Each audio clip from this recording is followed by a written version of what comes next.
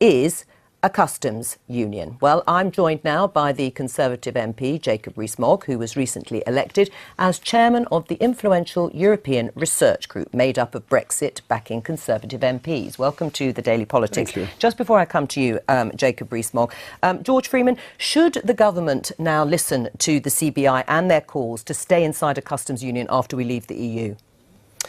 Look, I think the key is we have a business-friendly Brexit.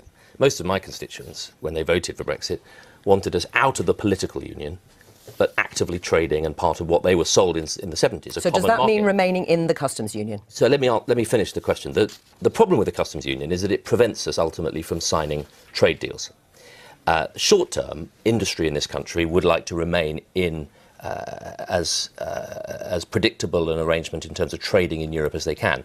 If Liam Fox came back and said, I've got a huge trade deal ready to sign with Africa or with America, then I think the balance of probability would swing and people would say, right, let's grip it.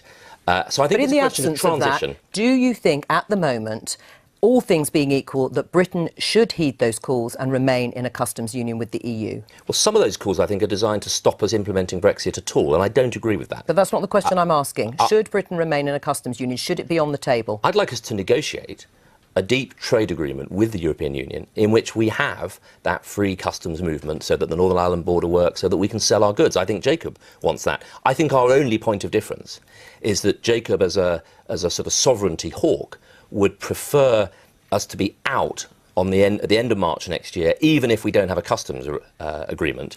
I would like us to have a customs agreement, and if we didn't, paying the price of another year or two while we negotiate those trade deals, for me, would be a small price to pay. But we agree ultimately we want to be able to do those global trade deals, and that means coming out of the current customs union. Right, but let's just be clear. At the moment, if the price is to stay in the customs union until in the future trade deals are struck or could be struck, you would be happy for that and you support that? The key word is the customs union. A customs union, yes. The customs union, as Boris has said, is the current European Union. So I think we need to negotiate a customs agreement with the European Union that means we can sell across the European market. That's what my constituents Well, and that is pretty well what is currently the arrangement of staying in the customs union, that actually all those regulations and standards would remain the same and the status quo would continue. Do you agree with George Freeman on that? The status quo is not what people voted for. You must remember the CBI received nearly £1 million from the European Union between 2009 and 2015. It is not an independent body. It is backing inefficiency, a lack of competitiveness, and wants to remain in the European Union. It campaigned for the euro, for the exchange rate mechanism, and against Brexit. It's not representing small business or the consumer, and it's the consumer I want to help, and I want to be out of the customs union as soon as possible. I'll give you a specific example. Clothing has an 11.8% tariff on it coming into this country from outside the EU, footwear 11.4%. That hits consumers in the UK to very little benefit of UK manufacturers because we don't make many textiles or shoes anymore. Right. I'll give you a counterexample. Our aerospace industry, we're a major player in Airbus. There are no tariffs. I'll give you our life science There are no industry. tariffs on aerospace. Let me just make the point. There are other industries, life sciences, 60 billion a year. I don't want us to have to negotiate an individual customs arrangement with each of the countries. The challenge is a transition, so we get a trade agreement with Europe so that we can then, I agree with Jacob, access these global markets. Mr. Barnier and President Macron have both said that we can have a free trade deal with the European Union based on Canada. That's great. Right. We Do you agree with that? Right. Would you accept that? A trade Canada deal plus. on goods? No, just the Canada deal on goods. Well, it's based on Canada, so it would be enhanced Canada.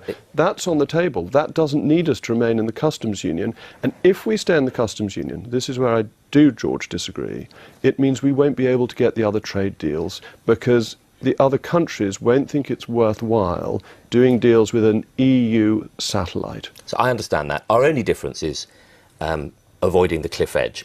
I want the businesses that I know are raising the money that, for our earlier conversation, will pay for the NHS, to have confidence that there's no cliff edge in 15 months' time. I'm not surprised they want to know. And for me, continual membership of a customs union while we get those trade agreements in place is a price worth and paying. I want British people to have cheaper food, clothing and footwear the day we leave the European Union. It will affect the standard of living in the poorest in our society the most dramatically, because the customs union is about protecting inefficient European businesses. It's not about competitiveness. Right. Jacob Rees-Mogg, is part of the problem that there is a discussion about Britain remaining in a customs union or something very similar to what we have now with the EU, because the evidence hasn't been produced by Whitehall that new bilateral trade deals will outweigh the lost trade from the EU? I think the trade deal issue is a bit of a red herring. Our biggest individual national trading partner is the United States, with whom we have no trade deal. Our biggest earner, net earner, is financial services, which by and large don't have trade deals, aren't subject to the trade deals you get with manufactured goods. What we want is to open up our market to lower prices and to make the UK more competitive and efficient. Would you see it and as use that as a lever to get further? Would you see it as a betrayal if Britain remains in the customs union or a customs union with the EU? If we stay in the customs union, we haven't let the European Union, and it would be a failure on behalf of the government if that's what's happened. It would be a failure of their negotiations. There's a contradiction in what hang Jacob just on a said. second. Well, hang on, because he just said actually that the main reason to come out of the customs union is to be able to do trade deals. Well, you can't do And trade then deals said unless you're they out were of the red customs herring. union. They're much overstated. That we want to do them because they're a useful thing to have. But actually, our biggest single trading partner is the United States, with whom we have no formal trade deal. We have trade arrangements, but not a trade deal. Why do you know better than the CBI, the Confederation of British Industry, about what's best for the British economy? Oh, the CBI has a history of getting things wrong. And you don't? It's a history, well, take the CBI as a commentator, that it got, as I said earlier, the RM wrong, the Euro wrong, it backed Remain, and it's funded by the European Union. It got £1 million between 2009 but why is it wrong and 2015. but why is it wrong on the British economy in this instance? Because who it's representing is not the consumer, who I'm arguing for, my constituents, who I want to have lower prices and better quality that can be brought in from outside the European Union. The CBI is a spokesman for vested interests. And do you agree with that, George Freeman? It's a spokesman for vested interests. It shouldn't, and the government should not be listening to them. Well, Jacob is right in the sense that the CBI is at the very corporate end of the ladder, represents the bigger companies. And does frankly, Jacob would like know to stay. better? But he's wrong, I think. Well, it's not just me. A lot of people agree with me. I think he's wrong to dismiss the views of business so casually. For me, I'm completely committed, reconciled to Brexit, but it has to be a pro-business Brexit. I want us to be not just more pro-business as a government, but a bit more business-like. If I was on the board of Great Britain, PLC, I would say, I understand that the customs union prevents us from doing a trade deal. Have we got any good ones lined up? And if we haven't, then I would say right now that is a step too far.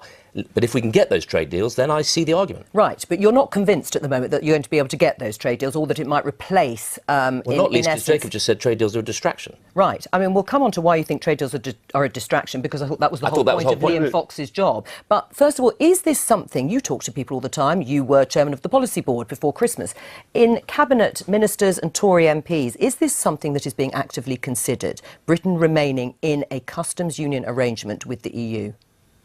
I don't think at that level of detail. I think most colleagues, and actually most constituents, reconciled to Brexit, want us to make a success of it, want it to be pro-business. They said to me on the doorsteps, I'm sure to Jacob, we voted to join a common market, not a political union. We want to come out of the political union and stay in a trading bloc. Do you think it's a possibility that the government will consider it? I think there's a possibility we may negotiate what the PM has said rightly she wants, a full trade deal with Europe, which would see free movement of our goods and our ability to import. But this is about the customs union. And Jacob Rees-Mogg, they might be listening to some pro-Remain Tory backbenchers like Ed Vaizey, for example, who at the weekend said the mantra that free trade deals will make us leap out of Brexit unscathed is for the birds. They take years and years to negotiate and often involve compromises that anger domestic audiences. Why is he wrong? Well, they don't always take years and years. The US and Australia did one in 10 to 11 months, and it's been very powerful. But can I get back to why trade deals are a distraction? Because I think this is important. The real benefit we get is from lifting tariffs on goods that come into this country and non-tariff barriers.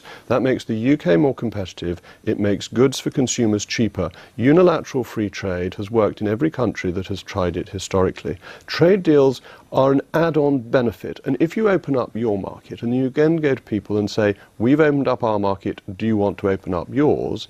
That then helps trade even further. But the benefits you get by reducing your input costs and the costs of consumption for voters across the country is very economically powerful. But why then has Liam Fox been put in this position to seek out and scope free trade deals, which has been sold to the British public as a core part of the Brexit operation? Because part of being a swashbuckling, free trading nation is striking out on our own. That's the second stage. Singapore is completely open as a market, but it does trade deals on top because it wants to encourage other people to be as open as it is. It's obviously in our interests. It's in the interest of the world to have as much free trade as possible. And if we can be a catalyst for global free trade, that's very exciting. And if the deals can lead to that, that is a benefit of them. But the key benefit is lifting our tariffs and making goods in this country cheaper, both manufactured inputs for industry, but also making goods cheaper for consumers. The big challenge is transition. We have an economy geared to a European market. We've got to re-gear it to global markets. You can't do that overnight at the end of March next year. We need some transition. Thank you very much, Jacob Rees-Mogg.